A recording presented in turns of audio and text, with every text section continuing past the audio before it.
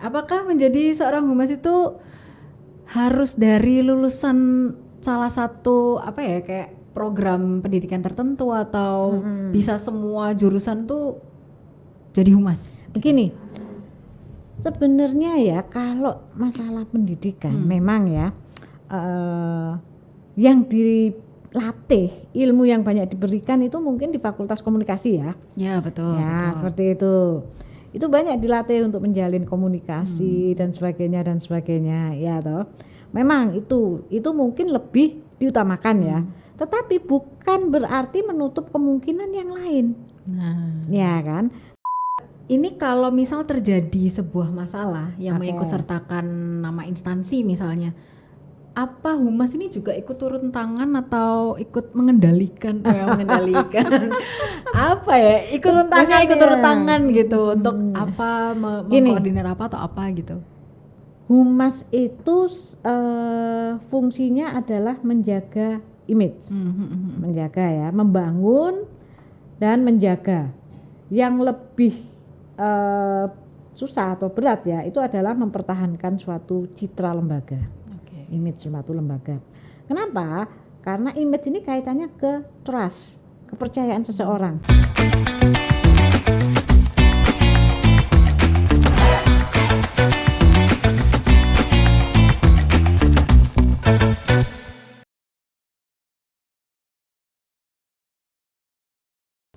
Halo, selamat datang bersama saya Akira dalam podcast Cakap Sana Cakap Sini bersama Ibu Evi Retnowulan selaku dosen Fakultas Hukum sekaligus Kahumas Universitas Narotama yang hadir bersama saya hari ini. Selamat datang dulu. Mungkin halo. Halo semuanya, selamat. Ini pagi Selamat pagi ya, selamat pagi menjelang siang, betul. Nah, Okay. karena di sini sudah ada Ibu Evi selaku dosen Fakultas Hukum sekaligus Kahumas Universitas Narotama. Hari ini Akira dan Bu Evi akan membahas mengenai salah satu profesi yang mungkin belum dipahami secara belum dipahami oleh masyarakat luas gitu. Apa sih tentang profesi ini itu seperti apa? Nah, hari ini Akira dan Bu Evi akan membahas mengenai tentang kehumasan. Jadi Bu Evi nanti akan menjelaskan mengenai kehumasan tuh lebih jauhnya tuh seperti apa sih Bu, pekerjaannya nanti kayak gimana, kemudian apa aja yang dikerjakan oleh humas gitu. Karena mungkin selama ini kalau di masyarakat tuh humas dikenalnya karena namanya humas, hubungan masyarakat, otomatis pekerjaannya meliputi tentang masyarakat. Jadi hubungan ya Bu Evi dengan masyarakat atau seperti apa. Nah, orang-orang kan taunya seperti itu. Nah, ini nanti Bu Evi akan menjelaskan seperti apa pekerjaan di bidang kehumasan itu. Begitu Bu Evi. Tapi mungkin lebih dulu saya mau tanya Bu Evi ini sudah menggeluti di bidang kehumasan itu kira-kira udah berapa lama sih Bu? Aduh, berapa lama ya? Ini nanti kalau saya buka kelihatan saya umurnya ya. Kelihatan senior Bu. Udah lama ya, udah 10 tahunan lebih ya. Udah 10 tahunan lebih. Jadi mungkin kalau generasi saya itu sudah ini ya, sudah ke bidang lain, ke divisi atau unit lain. Tapi Bu Evi masih setia. Berarti kayaknya kalau setia ini seru harusnya ya. Ya. Seru banget sebenarnya. Seru banget itu ya, betul. Oke. Nah Bu, mungkin pertanyaan pertama ini mengenai bidang pekerjaan kehumasan sendiri seperti yang sudah saya sebutkan di awal tadi mengenai apakah humas ini selalu berhubungan dengan masyarakat karena kan namanya hubungan masyarakat. Nah, gimana nih Bu? Yang jelas ya, humas itu jelas ya, masyarakat pasti ya, kita menjalin sebuah hubungan ya, hubungan dengan masyarakat. Nah, masyarakat ini kan luas. Iya betul. Ya, tahu masyarakat yang mana? Masyarakat yang kalau di dalam kehumasan, semua masyarakat kita harus bisa untuk menjalin suatu kekerabatan. Betul. Suatu hubungan, misal masyarakat membutuhkan informasi, ya kita berikan informasi tersebut. Cuman memang humas ini hubungan masyarakat itu bukan hanya masyarakat di luar tapi di dalam juga. Karena info yang nanti diperlukan, misal masyarakat sedang membutuhkan info A. Lah itu kan ada misal unit atau bidang divisi yang mengurusi tentang hal tersebut. Nah, apa? Saya menjalin hubungan dengan yang di dalam ini, saya bertanya, lalu saya bisa jelaskan. Nah kalau saya tidak mempunyai informasi dengan yang bagian dalam, ya bagaimana mungkin saya bisa memberikan penjelasan yang benar, akurat maupun lengkap sesuai dengan apa yang dikehendaki atau mau tahu yang mana, seperti itu. Seperti itu. Berarti humas ini ibaratnya media sekaligus jembatan ya Bu, antara instansi dan juga masyarakat. Humas dalam luar. Nah kita menjembatani. Kalau memang mereka mau diperlukan, ya kita jembatani untuk bertemu juga atau menanyakan. Cuman memang humas ini juga nanti juga menjelaskan, nanti akan nanti misalnya Pak Bu nanti ada pertanyaan ini kira-kira gimana gini seperti itu. Nah dari sini mau bertemu langsung atau gimana, tetap kita jembatani seperti itu. Baik. Nah itu kan mungkin kalau humas secara umum ya Bu. Nah kalau Bu Evi ini kan humas kampus gitu kan. Nah ini tinggi. Gimana sih Bu kalau misal di kampus itu ada bedanya nggak sih Bu, atau apa saja yang dikerjakan oleh humas terutama di kampus nih seperti Bu Evi saat ini? Begini, sebenarnya humas secara garis besar itu ya, maupun humas hotel, humas perguruan tinggi, humas mana, fondasinya adalah sama, kita menjalin suatu hubungan ya kan dengan masyarakat. Cuman yang membedakan adalah masing-masing ini kan punya program sendiri-sendiri. Betul. Iya kan? Pertanyaannya pun juga pasti berbeda. Misal kalau di kampus pertanyaannya ya pasti seputar tentang dunia kampus, pendidikan. Iya, kalau di hotel ya mungkin apa seputar yang hotel punya fasilitasnya apa aja. Betul, seperti itu. Tapi secara general sama yang dilakukan, kita menjalin hubungan dengan masyarakat. Sama sebenarnya. Jadi kalau misalnya dari pihak yang di pihak humas instansi atau humas hotel, ya otomatis yang ditanyakan, misal saya mau menanyakan tentang hotel tersebut, ya kan, kemarin ada tamu ini seperti ini, kira-kira ini kan bisa. Nah itu kalau humasnya kemarin ada permasalahan di ini, misal nih contoh ya, seperti itu. Oke, baik. Nah Bu, ini kan kalau misal di ruang apa ya, seperti saat ini kita berdua kan lagi ada di sebuah media gitu kan, di kantor harian Surya gitu. Nah kalau misal ngomongin humas dan juga media ini kan sebenarnya mereka ibaratnya kayak satu tim ya Bu. Nah, jadi humas juga butuh teman-teman media juga butuh humas. Nah biasanya nih Bu, selama Bu Evi berprofesi sebagai humas itu apa aja Bu yang dilakukan? Misalnya kayak ibaratnya Ibu ada informasi nih dari kampus, kemudian Bu Evi mengolah, kemudian nanti akan disebarkan ke teman-teman media. Itu gimana Bu? Maksudnya cara ngolahnya, Ibu memilah mana yang bagus, mana yang enggak, mana kalau misal kurang bagus apa perlu dipoles lagi. Nah, itu gimana Bu? Jadi begini ya, kehumasan. Jadi humas sendiri pun juga sebenarnya harus menguasai, harus memahami apa itu jurnalistik. Karakteristik teman-teman media atau teman-teman wartawan itu bagaimana, seperti itu. Jadi humas sendiri juga harus mempunyai keahlian ataupun keterampilan ya. Contoh, ini saya kasih contoh supaya mudah dipahami ya. Misal kalau dalam suatu kampus ada acara wisuda. Acara wisuda kalau mau kita share ke teman-teman, kita infokan ke teman-teman media, besok ada acara wisuda, datang ya. Cuman wisuda gitu aja, tanpa diimbangi dengan jumlah mahasiswa yang diwisuda. Tapi kalau sebenarnya jumlah mahasiswa yang diwisuda itu hal yang umum. Kita cari, kalau humas itu harus mencari kira-kira newsnya di mana, keunikannya di mana.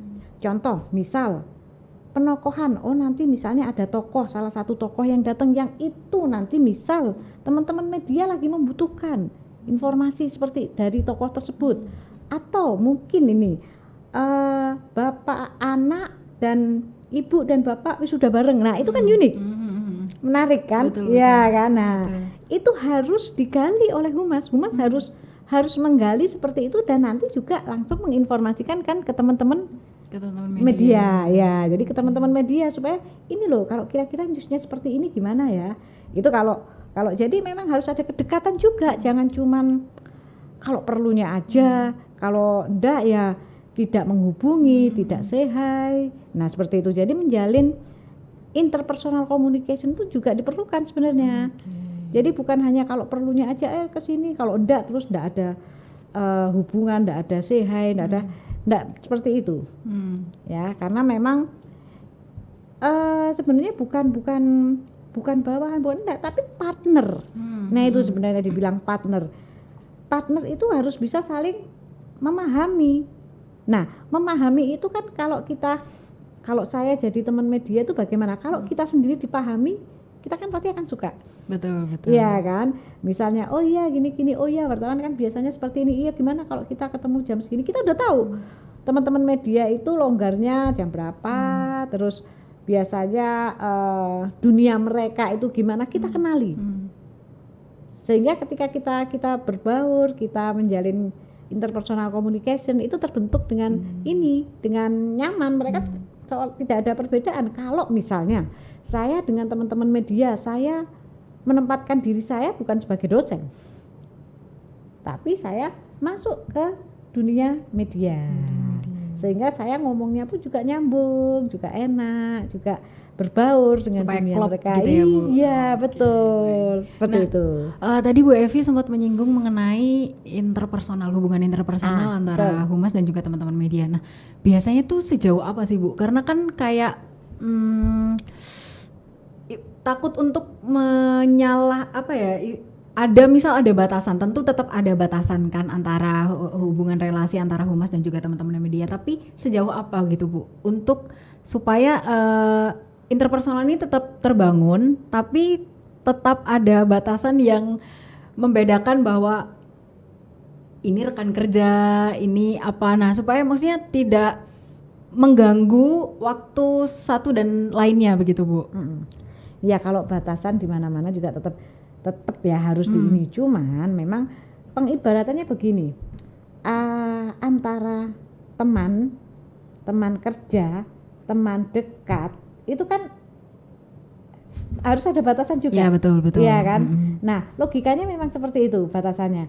Jadi begini, pembatasan itu batasan bukan batasan dalam arti yang terus kalau saya misalnya batasan mengganggu pekerjaan gitu. Nah, bukan seperti itu. Batasan ini ibaratnya logika saja. Kalau misalnya saya ketemu dengan teman-teman media, mungkin batasannya atau media, batasannya ya nggak terlalu hal-hal yang menanyakan hal-hal yang private baik, seperti itu. Ya hanya sekedar gimana perkembangan gini, bagaimana ini ngobrol. Dunia mereka itu misal saya ketemu dengan teman-teman wartawan ekonomi misal atau wartawan pendidikan atau wartawan kriminal, saya akan mengasah tentang sekarang ini yang lagi kekinian apa untuk buka. Sebagai bahan untuk diskusi. Kemarin tuh saya baca di ini dunia mereka itu.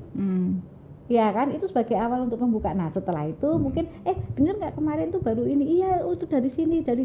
Oh iya kan, mereka juga pasti kenal dengan teman-teman wartawan dari yang lainnya juga kan. Betul. Nah kabarnya Mas ini gimana? Oh iya kemarin ketemu Mbak di sini gini. Nah akan tergali cerita.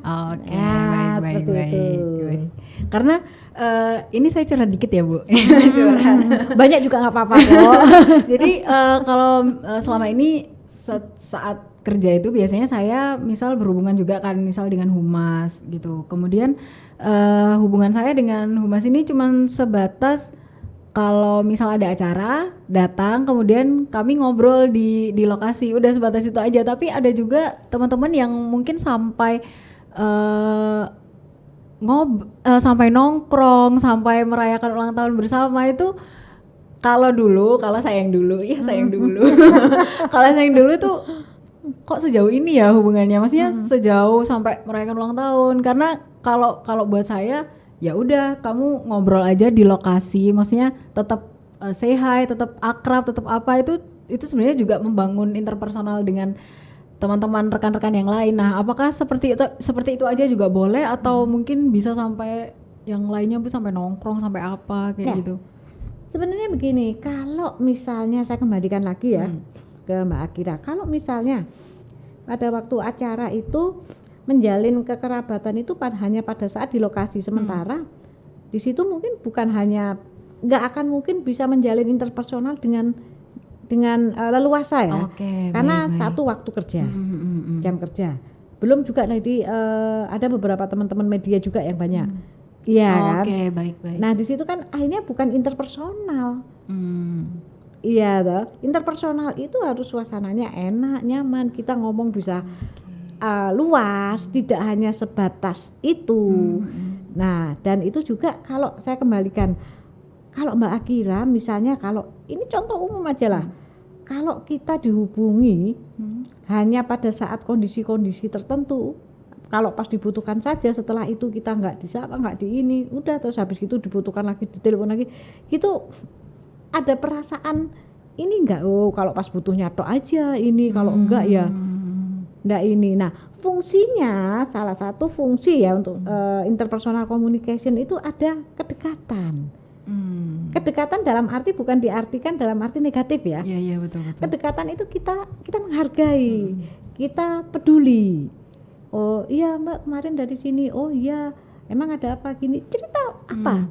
Kalau memang saya bisa memberikan saran masukan, ya sudah, saya beri saran masukan seperti itu semampu saya.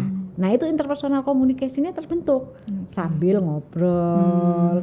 Ngobrol pun juga luas, dan bukan hanya dengan satu orang, mungkin ada 3 atau 4. Nah, jadi menjalin interpersonal itu bukan, saya menganggap teman kerja ya juga sekaligus teman untuk main dalam arti ya ujung-ujungnya kan kalau kita bekerja, main dunia mereka, misalnya dunia mereka jurnalistik, ya ujung-ujungnya ketika kita berbicara pun juga terkait dengan dunia mereka kan. Betul.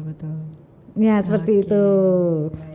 Jadi luas yang dibahas seperti itu. Oke, baik. Ini saya juga banyak belajar nih dari Bu Evi nih untuk kedepannya. Nah, Bu, ngobrolin soal humas ini. Apakah menjadi seorang humas itu harus dari lulusan salah satu apa ya, kayak program pendidikan tertentu, atau bisa semua jurusan tuh jadi humas? Begini, sebenarnya ya kalau masalah pendidikan memang ya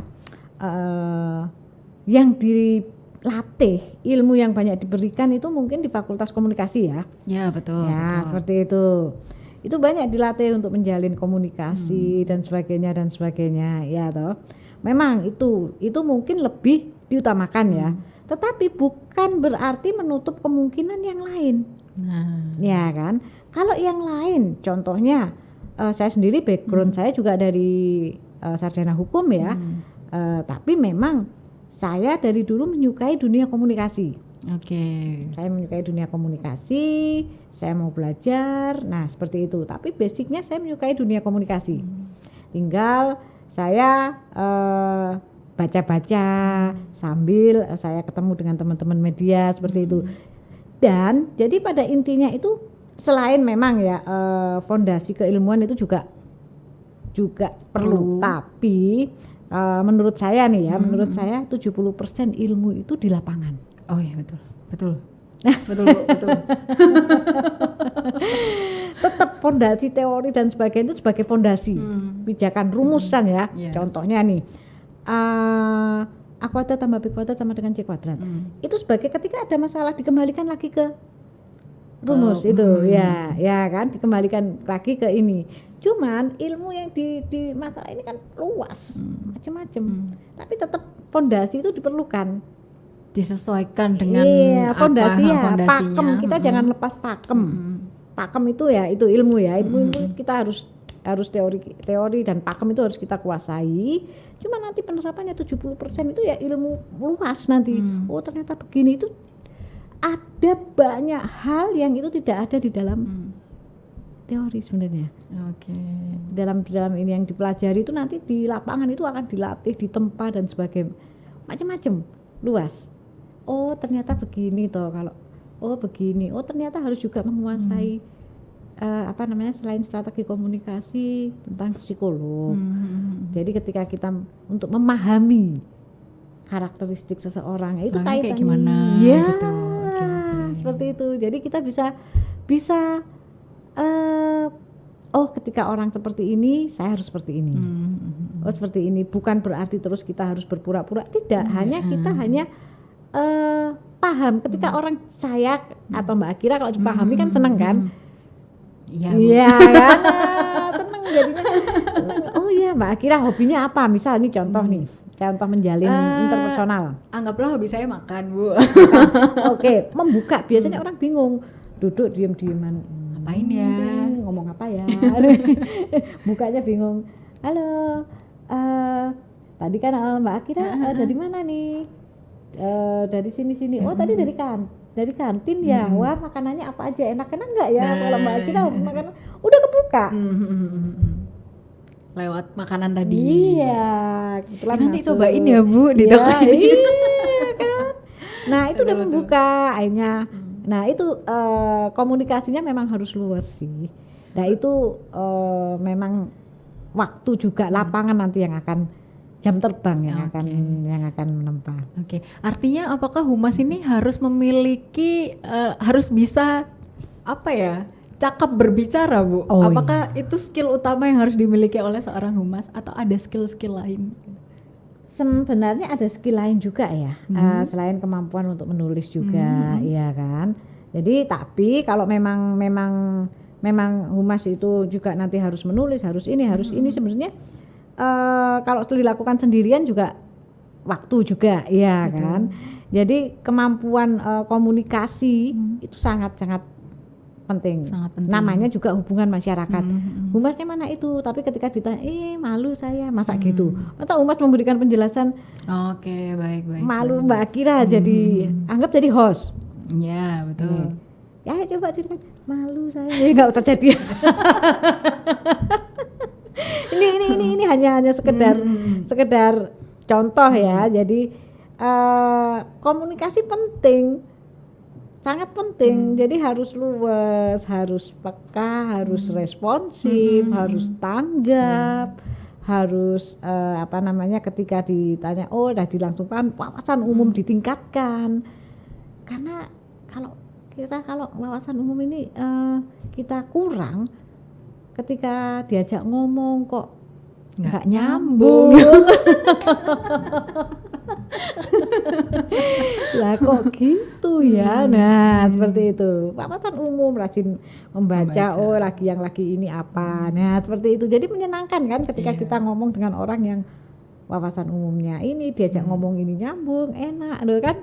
Jadi daripada ketika kita ketemu dengan teman atau dengan menjalin suatu interpersonal communication, diajak ngomong ini nggak nyambung, ini bingung. Terus mau ngomongin apa? Ini nggak nyambung, itu nggak nyambung. Strategi komunikasi memang diperlukan ya untuk membuka suatu komunikasi. Seperti itu. Oke, baik. Nah, Bu, ini saya balik lagi mengenai kehumasan profesi yang saat ini sedang digeluti oleh Bu Evi. Bu Evi kan saat ini menjadi humas di universitas, ya Bu. Nah, ini kalau misal terjadi sebuah masalah yang mengikut sertakan nama instansi misalnya, apa humas ini juga ikut turun tangan atau ikut mengendalikan? Apa ya? Ikut turun tangan gitu untuk apa mengkoordinir apa atau apa gitu? Humas itu fungsinya adalah menjaga image, menjaga ya, membangun dan menjaga. Yang lebih susah atau berat ya itu adalah mempertahankan suatu citra lembaga, image suatu lembaga. Kenapa? Karena image ini kaitannya ke trust, kepercayaan seseorang. Contoh, misalnya Mbak Akira anggap saja punya penulis favorit atau teman yang itu sudah trust, ya udah percaya. Itu lebih mudah Mbak Akira diyakinkan orang kalau sudah ada trust. Itu produk bukunya bagus loh. Oh ya saya tahu. Karena udah kebentuk, trustnya udah kebentuk. Beda kalau trust atau image itu belum kebentuk, ya kan? Kalau image belum kebentuk, trust belum kebentuk, siapa dia ya? Terus gimana? Nah itu kan ibaratnya portofolio juga. Trust membangun suatu kepercayaan. Nah kalau kepercayaan masyarakat atau publik sudah terbentuk ya, Nah, otomatis ketika kita memberikan program-program yang lain, misalnya nih kerjasama dengan marketing atau apa, marketing bisa memberikan penjelasan gini-gini, oh iya mereka udah kebentuk trustnya. Tapi kalau trust itu belum kebentuk, susah nanti juga. Pasti akan butuh effort yang lebih ya. Emang bener tah? Yakin tah? Nah, trust itu penting banget. Trust ini nanti akan mendukung program-program yang lain untuk membentuk, misalnya menjalin kerjasama, ya kan? Mahasiswa mau juga mendaftar, terus instansi yang mau melakukan kerjasama itu kan harus ada trust. Iya betul. Kalau trustnya belum ada kan susah. Nah, itulah salah satu fungsi humas. Image suatu menjaga citra ya, membangun dan menjaga citra supaya trust itu juga harus dijaga. Iya kan? Seperti itu. Oke. Nah, ini saya mau balik lagi nih ke pengalaman Bu Evi, karena tadi Bu Evi di awal sudah bilang bahwa sudah menjadi humas 10 tahun lebih gitu. Nah, selama 10 tahun lebih ini pengalaman apa aja Bu yang udah didapat oleh Bu Evi? Baik suka maupun duka ya Bu. Udah cerita aja Bu, nggak apa-apa Bu. Pengalaman semuanya. Banyak sekali Mungkin pengalaman. yang diingat oleh Bu Evi sih. Jadi pengalaman saya itu yang paling ingat seru ya. Ini sebenarnya kejadian seru ya. Ini zaman generasi saya. Kalau sekarang kan generasi IT ya. Generasi Z ya mungkin ya, kalau saya ke zaman dulu. Jadi saya waktu itu ada acara di luar yang itu memang saya ikut gitu sebagai humas ya kan. Yeah. Nah, saya mungkin seharusnya saya bisa berangkat dengan kendaraan kampus atau bareng-bareng ini, tapi saya berbaur dengan saya waktu itu boncengan dengan wartawan. Dengan teman-teman wartawan. Begitu masuk, ini dari mana? Oh ya, saya dari ini, saya ikut dianggap di ini wartawan. Iya, seperti itu. Itulah saya menyukai, saya senang berbaur dengan mereka, karena kalau saya nanti dengan ini saya susah nanti untuk menjaga suatu menjalin suatu, apalagi kalau duduk di depan, waduh udah saya nggak bisa kemana-mana nanti. Iya kan? Betul. Nah, kalau teman-teman media kan bisa mobile ya Bu. Saya berbaur dengan mereka, dan saya menganggap ya mungkin karena saya dekat dengan semua ya, jadi saya menganggap mereka teman juga. Jadi saya merasa bukan ya selain teman kerja, tapi saya menganggap mereka teman. Jadi ngobrolnya pun juga, Mbak udah lama, iya kemarin kesini, habis ini nanti mau kemana? Oh iya, aku nonton sekalian ya gini. Nah seperti itu. itu udah itu menarik sebenarnya. Menarik bagi saya, itu pengalaman yang saya harusnya ini, tapi saya berbaur. Saya gabung karena menyenangkan, dengan sebenarnya dunia mereka itu menyenangkan loh, dunia teman-teman media itu menyenangkan. Karena gudangnya informasi kan? Gudangnya informasi. Betul. Seperti itu. Baik. Nah, Bu mungkin ini terakhir karena waktunya sudah menunjukkan hampir. Kok sebentar, kan masih 2 jam lagi kan ya? 2 jam lagi kita ngobrolin apa ya Bu? Banyak. Atau nanti saya tanya-tanya kan ya itu. Nah Bu, mungkin terakhir untuk teman-teman yang ingin mengetahui lebih dalam mengenai humas, atau mungkin Ibu bisa kasih tips and trick buat teman-teman baru yang saat ini mungkin baru menduduki atau menjalani profesi sebagai humas itu seperti apa Bu? Baik, begini, sebenarnya strateginya itu ya, strategi atau trik ya, tips and trick itu, satu, harus open. Komunikasi itu harus humble juga ya. Terus harus tanya juga. Jalinan, jadi wawasan harus dekat dengan semuanya. Meskipun dekatnya bukan saya harus dekat secara enggak, paling enggak dekat dengan berbagai divisi. Di luar pun juga bisa dekat juga, dan harus luas, fleksibel itu bisa langsung adaptasi ya, dimanapun dia berada dia bisa cepat beradaptasi, harus cepat nyambung, menulis pun juga paling enggak juga dikuasai. Tapi dan juga humas ini fondasinya adalah kita memberikan pelayanan informasi. Jadi ketika ada orang yang datang dia misalnya bingung, ya jangan didiemin. Umumnya rata-rata humas itu enggak kurang responsif. Iya kan? Langsung saja, iya ada ini nih, langsung disapa ketika ada dari berbagai ini ruangan office, ada kan berbagai divisi. Kita harus dengan semuanya ini harus dekat. Kalau perlu kan ya ini salah satu positif plus minusnya ya telepon gimana itu bagus ya untuk efisiensi kadang ya dan efektivitas. Tetapi terkadang kita harus datang ke ruangan. Iya, harus ketemu iya. gitu ya. Oke. Itu beda rasanya dengan ketika cuma sekedar nggak ada suaranya, nggak ada kedekatannya itu nggak ada. Nggak ada gestur, nggak bisa lihat mimik mukanya. Okay. Terus juga jangan ini ya, bukan berarti pemalu ndak ini itu, tapi harus harus percaya diri, berani untuk menyampaikan pendapat, tetapi disertai dengan wawasan dan ilmu. Dan yang penting jangan terus coba ke sana, aduh saya belum pernah ketemu, saya malu, nanti tuh saya ngapain. Humas itu kan harus dia harus cepet loh, dia harus dia dimanapun saya selama jadi humas, saya itu selalu kalau ada nanti kesini iya sambil saya ingat waktu itu dulu zaman saya ya, saya tuh pulang malam terus karena saya mau menggali tentang jurnalistik.